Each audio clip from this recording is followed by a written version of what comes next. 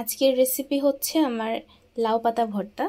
এই যে আমি এখানে লাউ পাতাগুলো ধুয়ে কুচি করে কেটে রেখে এখানে সব রেডি করে নিয়েছি। পেঁয়াজ, রসুন, কিছু কাঁচামরিচ আর কিছু শুকনো মরিচ, এগুলো সব একসাথে ভেজে নেব।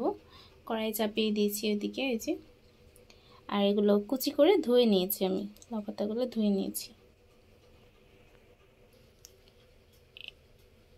এই রান্নাটা আমি সরিষার তেলেই করব। আমাদের সব রান্নাই সরিষার তেলে করা হয়। তো সরিষার তেল দিয়ে দিয়েছি কড়াইয়ে। এক একেই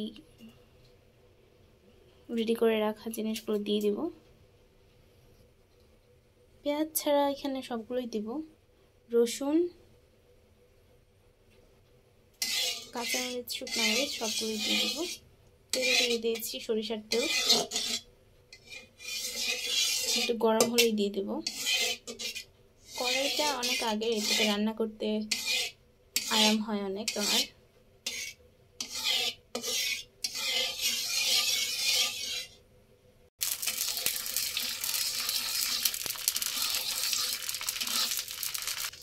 তেলটা আমার গরম হয়ে গেছে।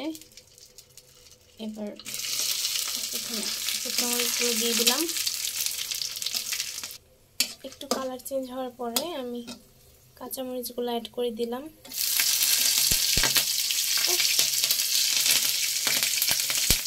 তারপর রসুনগুলো দিয়ে দিলাম। এগুলো সব বাটা হবে, এই জন্য এগুলো সব তেলে দিয়ে দিয়েছি। আর পেঁয়াজটা আস্তে আস্তে থাকলে ভালো লাগে আমাদের পার্সোনালি। কেউ চাইলে পেঁয়াজটাও ভেজে দিতে পারে। পেঁয়াজটা আমরা কামড়ে পড়লে হয় না, মজা লাগে ওরকম আর কি। পেঁয়াজটা যেহেতু আমরা আস্তে আস্তে খেতে পছন্দ করি, তো এটা সবার শেষে ভেজে দিয়ে দেব। এটা ব্লেন্ডারে দিব না। ভাজা হয়ে গেছে এরকম। এরপর চায়ে কেটে ধুয়ে রাখা, কুচি করে রাখা শাকগুলো আমি দিয়ে দিব।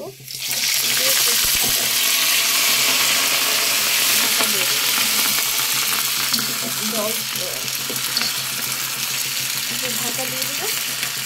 এগুলো খেতে হবে, প্লাস ভাজি হয়ে যাবে।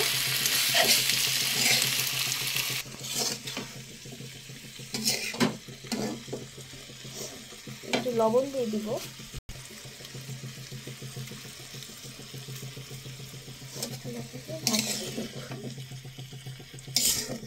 একটু হলুদ অ্যাড করি, একটু হলুদ দিয়ে দিয়েছি।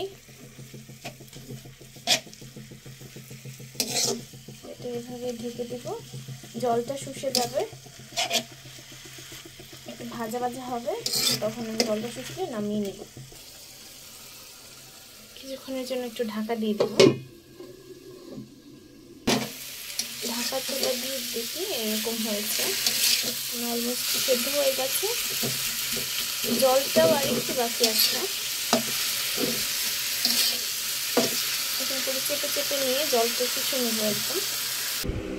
জল ঝরানো হয়ে গেছে, একটু ঠান্ডা করে নেব, তারপর ব্লেন্ডারে দিব, নয়তো ব্লেন্ডার নষ্ট হয়ে যাবে।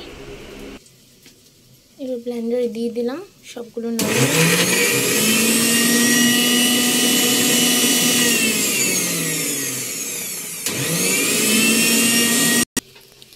ব্লেন্ডারটা এরকম হয়েছে। আর এদিকে আমি পেঁয়াজটা ভাজিতে বসিয়ে দিয়েছি। এবার এটা এখানে ঢেলে দেব সবটা।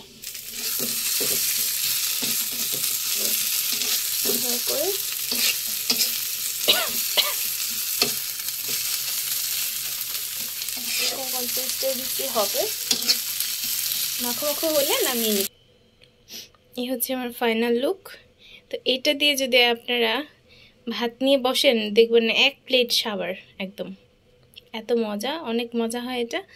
বাসায় বানিয়ে খাবেন অবশ্যই, আর আমাকে কমেন্ট করে জানাবেন।